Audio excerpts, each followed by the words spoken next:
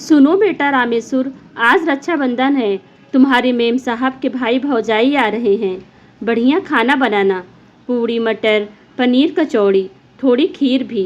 उसको बताते बताते ही मेरे मुंह में पानी आ गया। माता जी, दही बड़े भी बना ले। इतने व्यंजन कौन खाएगा रामेश्वर? बिटिया अनु का ये प्रश्न मेरे लिए ही था।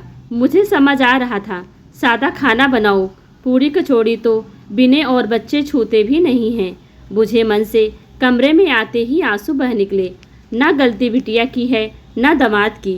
मुझे ही बहुत कष्ट थे बहू बेटे के साथ। तभी तो 1.25 महीने पहले जब अनु मायके आई तो मैंने रो रो कर सारे दुखड़ा सुना दिए। बस अनन फनन अटैची लग गई।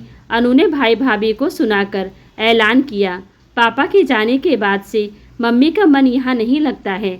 अब वो मेरे साथ मेरे घर में रहेंगी। शुरुआत में सब बढ़िया चला।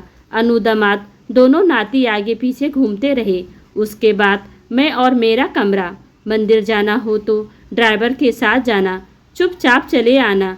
बहू के साथ डगमगाती हुई स्कूटी में बड़बड़ाते हुए गिरा न देना। ढंग से चलाओ का आनंद ही कुछ और था।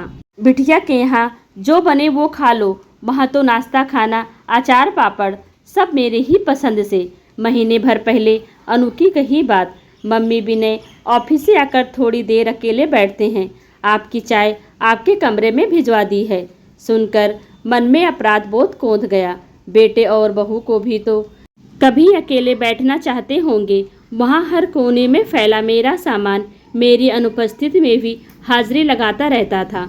पोते के कमरे में भजन की किताबें, आंगन में सूखती साड़ियाँ, बहू के कमरे में रखी जाप माला, यहाँ एक कमरे में सिमटी मेरी। ऐसी छोटी छोटी बातों पर पोते पोती को डांटने पर भी कभी बेटा बहू ने वो ज्ञान नहीं दिया जो बिटिया उस दिन बांट रही थी। आप बच्चों को टोका न करिए। अब देखिए ना, मेरी ही बात नहीं सुनते हैं दादी। पोते पोती की आवाज़ से मैं चौंकी। दोनों दौड़कर लिपट गए। बहू ने पैर छुए। पता नहीं कैसे जीवन में पहली बार मैंने उसे गले लगा लिया। मम्मी बस हो गया, चलो अब। माना कि बेटा बहुत खराब है आपका, माफ़ नहीं करोगी? बेटा हाथ सहलाते हुए पूछ रहा था।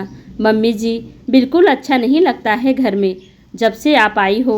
कुछ बढ़िया खाना बनाने का मन ही नहीं करता। बहू की बातें सुनकर मन और भरा जा रहा था। एक संशय अभी भी था। बिटिया बोलकर लाई, मेरे घर चलिए। बेटा कह रहा है मेरे घर चलिए।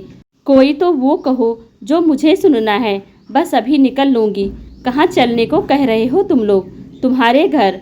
आखिरकार बहू मेरे मन की बात टाड़ ही गई। हमारे घर नहीं मम्मी जी, अपने घर चलिए।